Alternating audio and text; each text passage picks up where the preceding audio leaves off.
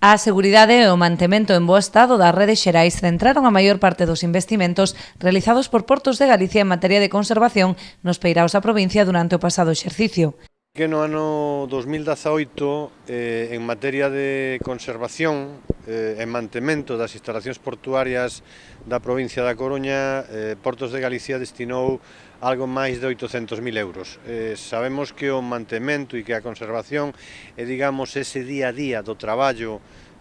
nos peiraos para telos no mellor estado posible desde perspectivas, por exemplo, da seguridade, do bo estado das redes xerais, que poden ser alumeado, enerxía eléctrica, abastecemento, saneamento, e tamén cuestións que nos plantexan desde as confrarías de pescadores ou desde os propios concellos, pero sempre priorizamos as cuestións que teñen que ver coa seguridade das persoas e dos bens.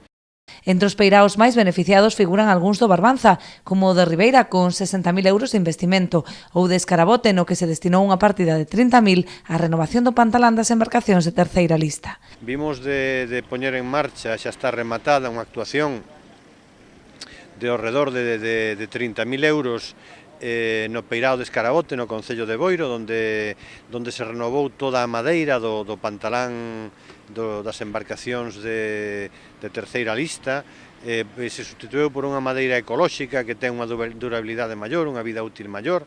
e despois hubo tamén investimentos en concellos do Barbanza e de Muros Noia que oscilaron entre os 60.000 euros de Ribeira ou tamén os 20.000 de Rianxo. Tamén se fixeron cuestións en Muros, hai actuacións pendentes de executar en Portosín, no concello de Porto do Son. No presente exercicio, Portos pretende manter ou mesmo incrementar o nivel de investimento. Nestes 2 meses xa están tramitados ou en execución traballos por valor de 150.000 euros.